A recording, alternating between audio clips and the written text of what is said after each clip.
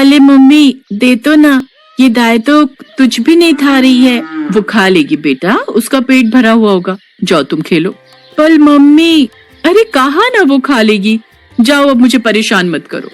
4 साल की मासूम प्रिया अमरपुर गांव में अपने पिता हरीश और मां ममता के साथ रहती थी। हरीश एक किसान था और ममता घर पर रहकर अपनी बच्ची और घर का ख्याल रखती थी।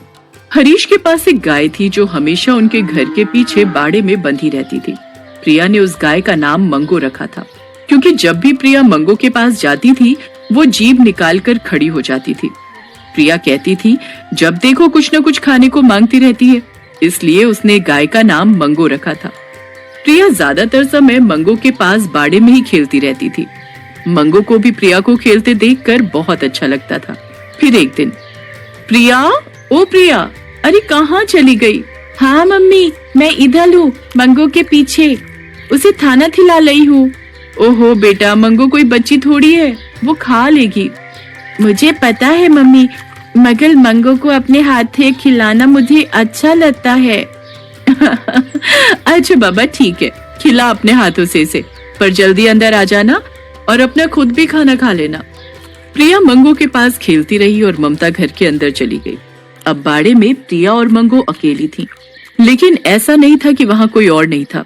ये एक भारी भरकम बाघ था जो पास ही घात लगाए बैठा था। उसकी नजर छोटी सी प्रिया पर थी और मौका पाते ही वो उसकी तरफ झपट पड़ा। बाघ की छलांग देखकर मंगो को एहसास हो गया कि बाघ जरूर प्रिया की जान ले लेगा, लेकिन उससे पहले ही मंगो ने पूरी ताकत के साथ अपने गले में बंधी रस्सी को झटका दिया और उसकी ताकत से रस्सी समेत खूंटा भी जमीन से उखड़ गया। अब मंगो प्रिया और बाघ के बीच खड़ी थी। प्रिया डर से थर-थर कांप रही थी और मंगो आंखें फैलाए और नथुने फुलाए बाघ को घूर रही थी। बाघ भी समझ गया था कि प्रिया से पहले उसे मंगो से जूझना ही होगा। देखो, चुपचाप चले जाओ यहाँ से। तू भूल गई है क्या कि तू एक गाय है और मैं एक बाघ हूँ?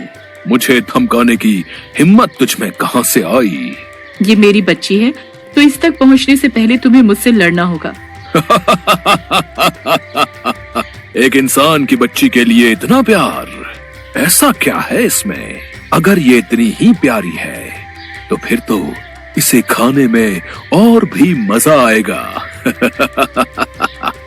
मैंने कहा ना चुपचाप चले जाओ यहाँ से। मंगो अपनी बात पूरी कर पाती उससे पहले ही बाघ ने मंगो की तरफ छलांग लगा दी। मंगो भी बिना कुछ सोचे समझे उससे भिड़ गई। बहुत देर तक दोनों में भयंकर लड़ाई होती रही। बाघ मंगो पर अपने नुकीले पंजों से वार करता रहा और मंगो अपनी सींगों से उठा उठा कर पटकती रही। उधर प्रिया एक जगह छिपकर ये सब देखती रही। आखिरकार मंगो के हौसले की जीत हुई और बाघ को हार मानने पर मजबूर कर दिया। बाघ लड़खड़ाते हुए जंगल की तरफ लौट गया। तब प्रिया बाहर निकलकर मंगो की तरफ दौड़ी और उससे लिपटकर रोने लगी। तब तक ममता भी वहां आ गई। ममता ने देखा कि प्रिया मंगो को गले से लगाए खड़ी है और मंगो के पूरे बदन से कई जगह खून बह रहा है। ये देखकर ममता घबरा गई। उसने तुरंत प्रिया को गोद में उठाया और वहां से चली गई। मंगो चुपचाप ममता को देखती रही। ममता ने एक बार भी उसके बदन पर हाथ नहीं फिराया, जबकि मंगो प्रिया के लिए अपनी जान पर खेल गई। फिर उसी शाम, सुनो जी, ये मंगो को अब छोड़ना होगा। पर ऐसा क्यों? क्या किया उसने? जरा जाके उसकी हालत देखो, पता नहीं किससे भिड़ कर आई है। भिड़ के आई है मतलब? पता नहीं किससे लड़ पड़ी है। पूरे शरीर पर घाव ही घाव है। मुझे तो लगता है कहीं पागल तो नहीं हो गई। उसका यहाँ रहना अब ठीक नहीं है। छोटी सी बच्ची है घर में, बेचारी सुबह से सहमी हुई है। क्यों? उसे क्या हुआ? अब मुझे कुछ नहीं पता। आप बस अभी जाओ और उसे कहीं छोड़ कर आ जाओ। अच्छा ठीक है, मैं जाकर देखता हूँ। हरीश पीछे बाड़े में गया तो उसने देखा कि मंगो वहाँ पर उदास बैठी थी। उसके शरीर पर कई जगह घाव थे जिनमें से खून बह रहा था। ये देखकर हरीश की आंखों से आंसू आ गए। उसके घाव देखकर हरीश को लगा कि शायद अब मंगो बच नहीं पाएगी और वो मंगो को अपनी आंखों के सामने मरता नहीं देख सकता था। उसने मंगो की रस्सी हाथ में ली और उसे जंगल की तरफ लेकर चल दिया। मंगो भी लड़खड़ाती हुई उसके पीछे पीछे चल दी। काफी दूर पहुंचकर हरीश ने मंगो की रस्सी हाथों से छोड़ दी और मंगो के सिर पर हाथ फिराकर वहां से वापस चला आया। मंगो उसे जाते हुए एकटक देखती रही, लेकिन उसने हरीश को रोकने की या उसके साथ जाने की कोशिश नहीं की और मुंह लटकाए जंगल की तरफ बढ़ गई। दर्द और भूख से परेशान मंगो एक पेड़ के नीचे बैठ गई कि तभी उसे किसी के रोने की आवाज सुनाई दी। अरे ये क्या? ये तो किसी के बच्चे के रोने की आवाज है। मंगू आवाज की तरफ धीरे धीरे बढ़ी, तभी उसने देखा कि एक बड़े से पत्थर के पीछे बाघ का एक छोटा सा बच्चा रोए जा रहा था। अरे तुम तो बड़े प्यारे हो, पर रो क्यों रहे हो? मेरे बाबा अभी तक नहीं आए और मुझे बहुत भूख लगी है। कहाँ है तुम्हारे बाबा? मुझे नहीं पता, वो मुझे यहीं छोड़ कर गए थे और कहकर गए थे कि थोड़ी देर में खाना लेकर आएंगे। मंगू दर्द से बेहाल थी, लेकिन बाघ के बच्चे को भूख से बिलखता देख उसने फौरन उस बच्चे को अपने पास बुलाया और उसे अपना दूध पिलाने लगी। बाघ का बच्चा भी मंगू से लिपट कर दूध पीता रहा। इसी बीच वहाँ किसी के कदमों की आहट हुई। उस आहट को सुनकर मंगू घबरा गई। उसने फौरन बाघ के बच्चे को खुद से चिपका लिया और पलटकर देखा तो सामने वही खूंखार बाघ खड़ा था जिसने प्रिया पर हमला किया था। अच्छा, तो तुम यहाँ भी आ गई। मेरे बच्चे को छोड़ दे, वरना अब नहीं बच पाएगी मुझसे। क्या ये तुम्हारा बच्चा है? हाँ, यही मेरे बाबा हैं। इतना कहकर वो बच्चा जाकर उसी बाघ से लिपट गया।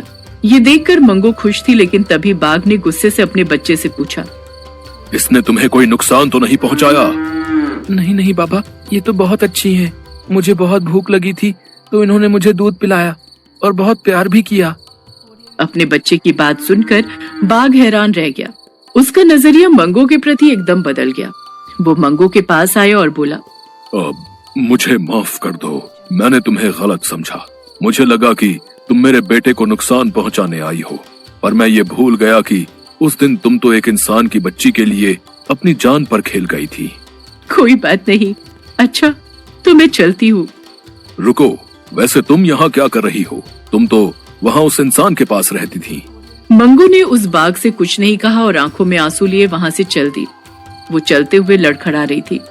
ये देखकर बाघ के बच्चे ने कहा, ये कितनी अच्छी हैं, पता नहीं किस गंदे जानवर ने इन्हें चोट पहुंचाई। बाघ के पास अपने बच्चे के सवाल का कोई जवाब नहीं था। मंगू वहाँ से चली गई और रात भर जंगल में भटकती रही। फिर अगले दिन उसी बाघ ने देखा कि एक शेर मंगू की जान लेने की कोशिश कर रहा था और मंगू पूरी ताकत के साथ उसका मुकाबला कर रही थी, लेकिन उसकी हालत खराब थी और वो कमजोर पड़ रही थी। मंगू की जान खतरे में देखकर बाघ शेर से भिड़ गया और फिर दोनों ने मिलकर शेर को वहाँ से भगा दिया। बाघ मंगू को अपने साथ अपनी गुफा में ले गया। मंगू को देखकर बाघ का बच्चा बहुत खुश हुआ और वो मंगू के घावों को चाटने लगा। बाघ वहाँ से चला गया और मंगू उसके बच्चे के पास बैठ गई। ऐसे ही कई दिन बीत गए। बाघ हर रोज शिकार करता और उसका बच्चा मंगू के साथ खूब खेलता। वक्त गुजरा तो मंगू के घाव भी भर गए और वो बिल्कुल अच्छी हो गई। फिर एक दिन, मुझे यहाँ बहुत दिन हो गए हैं, अब मुझे चलना चाहिए। लेकिन तुम जाओगी कहाँ? उसी गांव में। हो सकता है कि मुझे कोई इंसान फिर से अपने पास रख ले। वैसे भी गाय घरों में ही अच्छी लगती हैं, सड़कों या जंगलों में नहीं। ठीक है, लेकिन तुम्हारा एहसान है मुझ पर, तो कभी भी तुम्हारी कोई भी मदद कर सकूं तो मुझे बहुत खुशी होगी। बाघ और उसके बच्चे से विदा लेकर मंगू गांव वापस आ गई। वो सीधे हरीश के घर पहुंची तो प्रिया उसे देखकर खुशी से उछल पड़ी। मम्मी मम्मी देखो, मंगू आ गई। हैं? ये फिर वापस आ गई? मंगू को वापस देखकर हरीश और प्रिया बहुत खुश थे। दोनों मंगू से जाकर लिपट गए। तभी पीछे से किसी के गुर्राने की आवाज आई। वहाँ दो भेड़िए खड़े थे जो हरीश और प्रिया को घूर रहे थे। उन भेड़ियों को देखकर हरीश और प्रिया बुरी तरह घबरा गए, लेकिन अगले ही पल झाड़ियों के पीछे से बाघ निकला और मंगू के साथ जाकर उन दोनों भेड़ियों के सामने खड़ा हो गया। और फिर वहाँ पर जो हुआ उसे देखकर ममता और हरीश दोनों को अपनी गलती का एहसास हो गया और उन्होंने मंगू को बड़े ही प्यार से वापस अपना लिया। अब मंगू के पास दो परिवार थे। एक जगह वो प्रिया उसकी बच्ची थी तो दूसरी तरफ जंगल में वो एक बाघ के बच्चे की माँ थी।